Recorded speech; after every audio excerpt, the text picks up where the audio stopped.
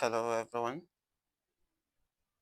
Let's provide a solution to this problem completely.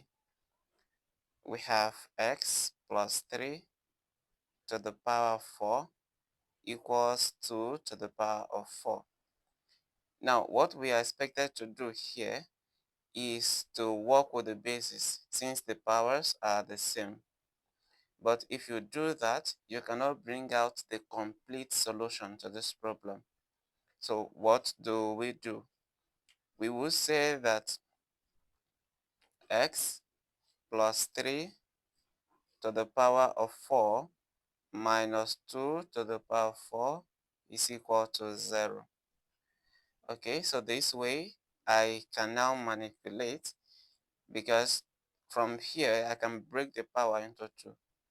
X plus 3, right, to the power of 2 to the power of 2. Then minus, here this is 2 to the power of 2 to the power of 2.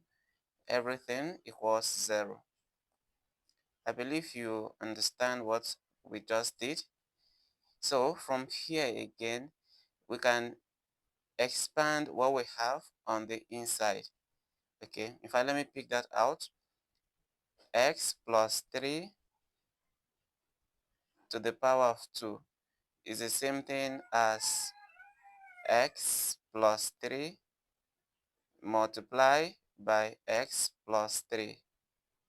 So that this will give us x squared plus 3x plus 3x plus 9.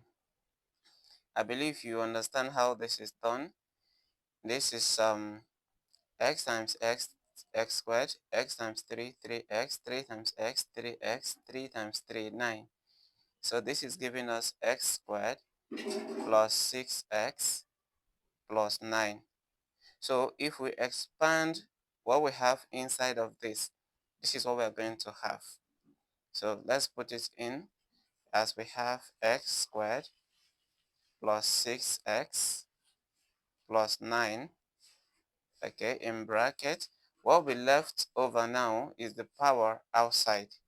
So I will write squared, then minus, here we have 2 squared to the power of 2. That means we have 4 to the power of 2, and this is equal to 0. Now, because we are having 2 squares, we can take, use difference of 2 squares. Now, we have x squared plus 6x plus 9 minus 4. Okay, the first one is going to be negative. Then the second is x squared plus 6x plus 9. Then we have plus 4. Now we equate all of this to 0. So that if we continue, we'll be having x squared plus 6x plus 5. Because 9 minus 4 is 5. This is in the first bracket. Then in the second, we have x squared plus 6x plus 13. That is 9 plus 4 and it's 13. This is now equal to 0. So here we have two equations, two quadratic equations. Let's begin with the first one. So we see that x squared plus 6x plus 5 is equal to 0. And we will use the formula to deal with this. Okay, or if you look at this very well, you will see that it is factorizable. Two numbers will multiply to get 5. 5 and 1.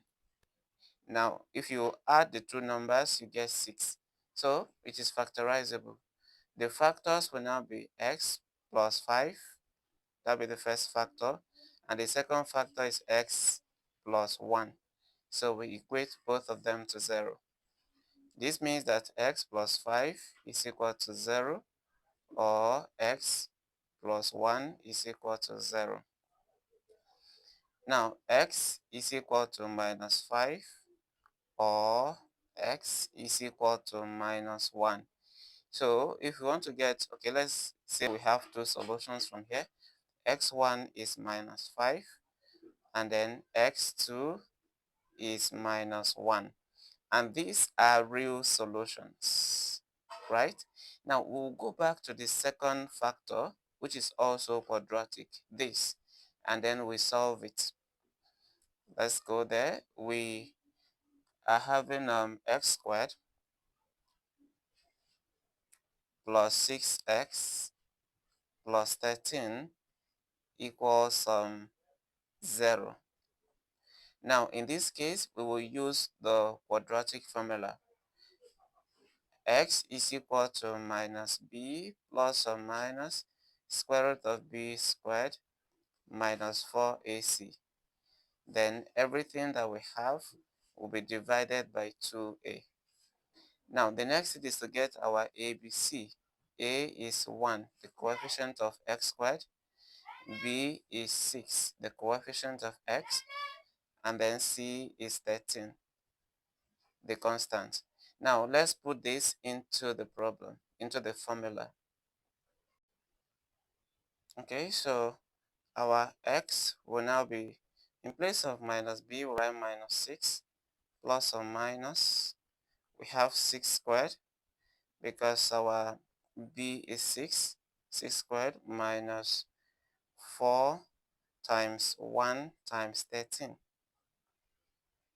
4 times 1 times 13 because our a is 1 and our c is 13. So we divide that by 2 times 1. 2 times 1 is still 2. Now x will be equal to minus 6 plus or minus, then 6 squared is 36. 4 times 13, that will give us 52. Okay, then whatever that we have, we divide by 2. Let's continue. X will be equal to minus 6 plus or minus, we have 36 minus 52 will give us minus 16. Then this is divided by 2. If we go ahead, x will be equal to minus 6 plus or minus, we have 16, root 16 multiplied by root negative 1 as we divide by 2. X will now be minus 6 plus or minus, square root of 16 is 4, then square root of negative 1 is imaginary, so we multiply it by 4 to give us 4i. Then we divide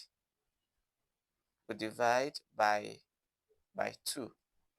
So our x will now be 2 into 6, that will be 3. So we have minus 3 plus or minus, the same 2 into 4 is 2. Then we multiply by I, we have 2i.